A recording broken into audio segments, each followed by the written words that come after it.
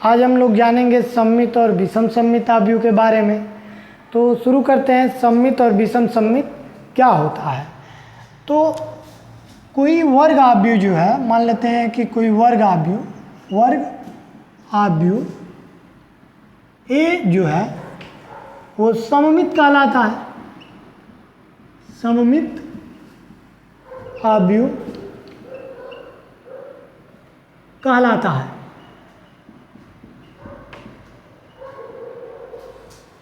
कब?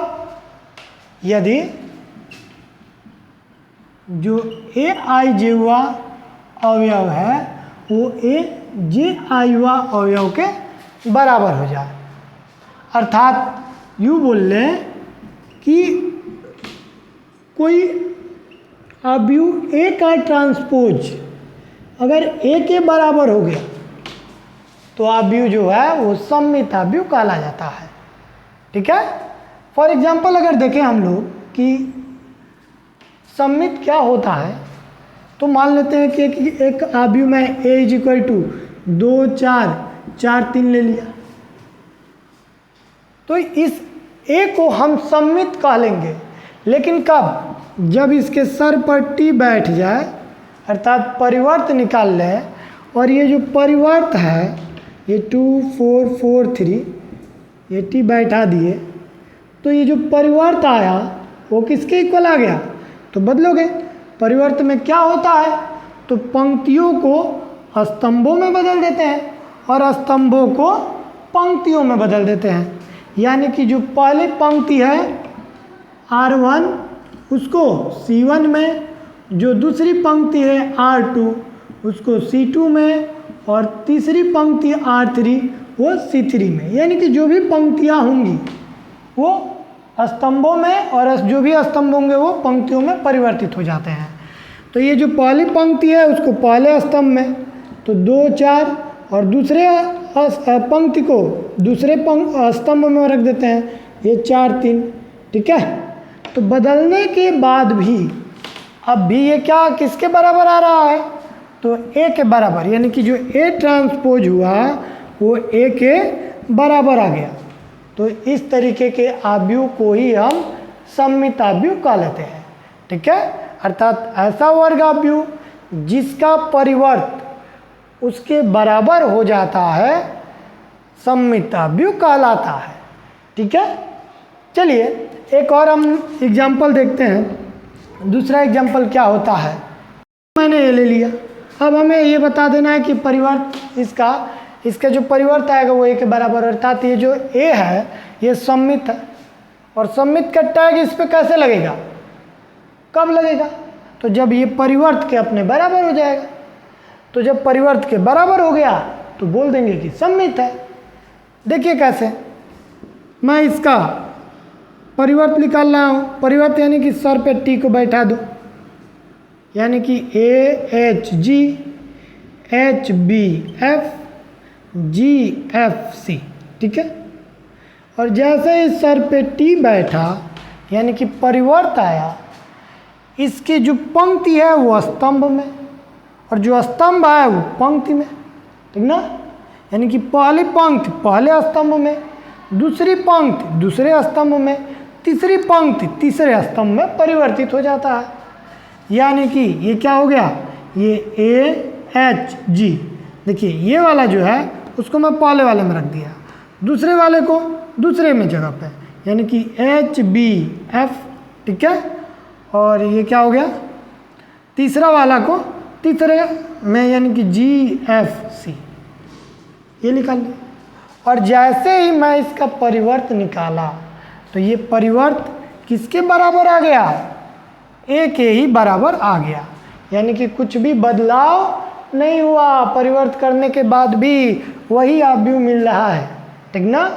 तो चाहे इसका ट्रांसपोज करो या ना करो, ट्रांसपोज करने पे यदि मान में कोई अंतर ना है, न्यूट्रल हो जाता है, वही क्या होता है? सममित, यानी कि समाहित होता है। यानी कि A transpose that implies A transpose is equal to A, तो ये जो आव्यूह हुआ सममित आव्यूह हो गया। ठीक है। चलिए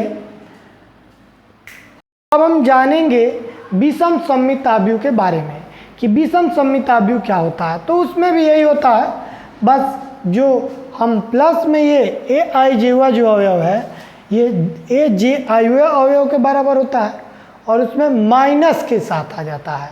चलिए देख लेते हैं कि कैसे होता है। करते हैं विषम सममित आव्यूह की कि विषम सममित आव्यूह क्या होता है। तो ऐसा वर्ग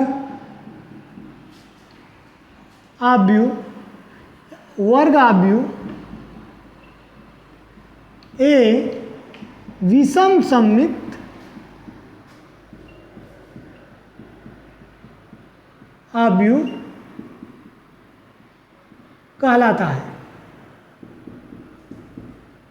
कब? तो यदि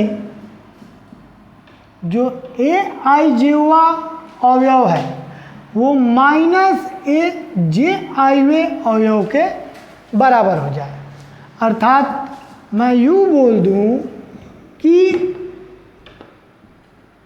ए ट्रांसपोज जो है ए ट्रांसपोज वो माइनस ए के बराबर आ जाए, यानी कि आव्यूह का जब ट्रांसपोज करें तो माइनस ए के बराबर जब आ जाता है तो इस प्रकार के आव्यूह को हम बोल देंगे कि विषम सममित आव्यूह है। ठीक है, जैसे हम एग्जाम्पल देखते हैं कि एग्जाम्पल में ले लिया A is equal to minus 0 3 minus 5 minus 3 0 1 फिर 5 1 0। ठीक है, ये मैंने एक आव्यूह ले लिया। अब देखते हैं कि विषम सममित है कि नहीं। तो ये विषम सममित है, चलिए देखते हैं कैसे है। तो मैं क्या किया कि इसके ऊपर टी को बैठा दिया, इसके सर पे टी को बैठा दिया, मतलब इसका परिवर्त निकाला। ठीक है, अब परिवर्त कैसे निकलता है? तो इसकी जो वैल्यू ये 0 3 माइनस 5 है, गुस्सा दिलाओ इसको गुस्सा दिलाओ। कैसे गुस्सा दिलाओगे? तो सर पे टी को बैठा दो और जैसे ही सर पे टी बैठा ये गुस्सा आ जाएगा, ठीक ना, खिसियाने लगेगा और क्या करेगा कि जो पंक्ति है वो अपना जगह छोड़ के स्तंभ के जगह पे चले जाते हैं और स्तंभ वाले पंक्ति के जगह पे चले आते हैं। यानी कि जो R1 पहली पंक्ति है वो गुस्सा करके C1 पे, दूसरी पंक्ति जो है वो C2 पे और तीसरी पंक्ति C3 पे। ठीक ना, यानी कि जब भी गुस्साता है ना, यानी कि परिवर्त आता है, जब भी सर पे टी बैठ जाता है तो पंक्ति और स्तंभ गुस्सा जाते हैं और करते क्या है कि एक दूसरे के स्थान पकड़ लेते हैं। यानी कि जो पंक्ति है वो स्तंभ के जगह पे चला जाता है, जो स्तंभ है वो पंक्ति के जगह पे चला जाता है। ठीक है, यानी कि जो ये पहली पंक्ति है ये R1 वो पहले स्तंभ में यानी कि 0 3 माइनस 5 और दूसरी पंक्ति जो R2 है वो दूसरे स्तंभ में C1 में। ठीक है, तो ये दूसरा ये R2 है ना, ये R1 ये R2। ठीक है, और ये क्या है R3 है। तो R1 देखो C1 में, R2 देखो C2 में चला जाएगा -3 0 1 और R3 जो है वो किस में चला जाएगा? C3 में चला जाएगा, यानी कि 5 1 0। ठीक है, तो ये मिल जाता है ट्रांसपोज में। तो ये मिल गया। अगर मैं इन सभी में से माइनस उभयनिष्ठ कर दूं, यानी कि माइनस कॉमन कर लूँ, अरे भाई गुस्सा आ गए तो माना ना बढ़ेगा ना, तो क्या किए माइनस से गुणा कर दिए या सब में से माइनस को कॉमन कर लिए। ठीक है, और जैसे ही माइनस कॉमन किए, ठीक ना, तो इनको मनाने के लिए मैंने माइनस जैसे ही कॉमन किया तो ये क्या हो गया 0 आई प्लस में 3 आई -5।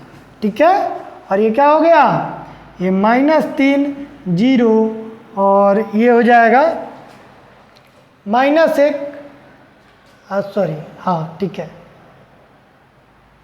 ये हो गया -1 और यहाँ पे ये हो जाएगा 5 1 0। ठीक है, देखिए ये आ गया ये। तो ये जो है ये ए ट्रांसपोज की जो वैल्यू है वो ए के बराबर नहीं आ रही है। क्या ए यही है? तो नहीं, ये तो आ रहा है 5 1 3 अवयव तो है, लेकिन ए कब करते जब यहाँ पे प्लस में आता। तो जो ए ट्रांसपोज है वो ए के इक्वल नहीं आया।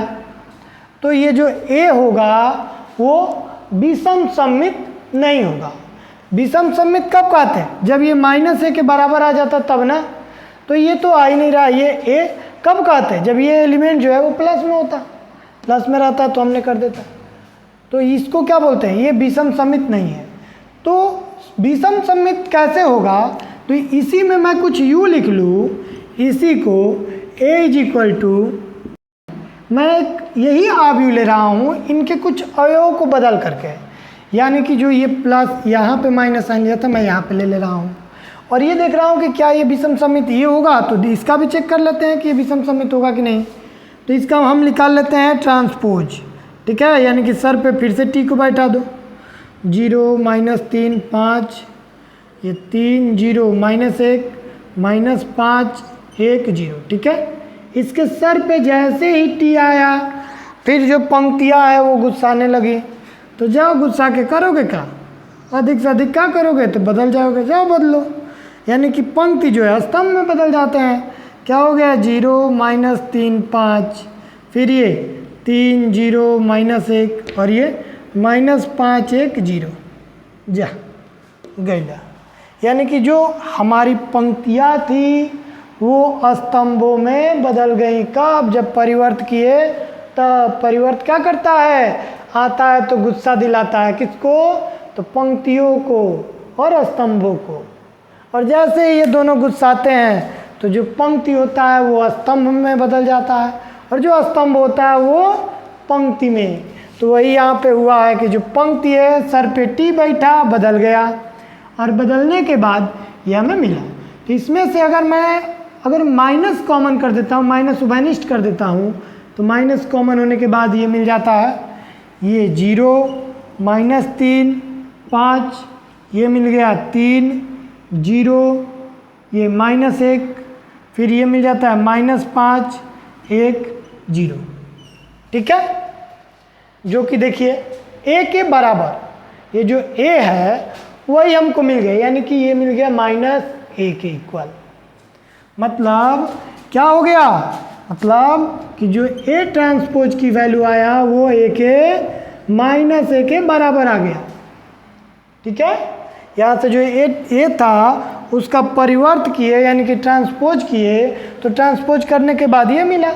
प्रत्येक में से माइनस उभयनिष्ठ किए तो जैसे ही माइनस कॉमन हुआ उभयनिष्ठ हुआ वो क्या हो गया? a के बराबर आ गया, तो ये रख दिए। तो यहाँ से ट्रांसपोज a के बराबर आ गया। तो इस स्थिति में हम जो a है इसको विषम सममित आव्यूह कह लेंगे, ठीक है। समझ में आई बात? चलिए हमारा विषम सममित आव्यूह क्लियर। एक बार जल्दी से इसको पढ़ लेते हैं, क्या क्या चीज़ें पढ़ लिया। तो सममित आव्यूह की बात किया कि सममित आव्यूह क्या होता है। तो जब हमारा कोई आव्यूह वर्ग आव्यूह अपने ट्रांसपोज के बराबर हो जाए यानी कि परिवर्त के बराबर हो जाता है तो उसे सममित। और जब परिवर्त माइनस के बराबर हो जाए, माइनस जो आव्यूह हो उसका परिवर्त उसके माइनस के बराबर हो जाता है तो उसे हम विषम सममित आव्यूह कह लेते हैं, ठीक है। तो ये हुआ। अब अगले में हम लोग जानेंगे कि इसका योग रूप कैसे होता है और जो योग रूप के जो मान हैं वो कैसे मिलते हैं, ठीक है। चलिए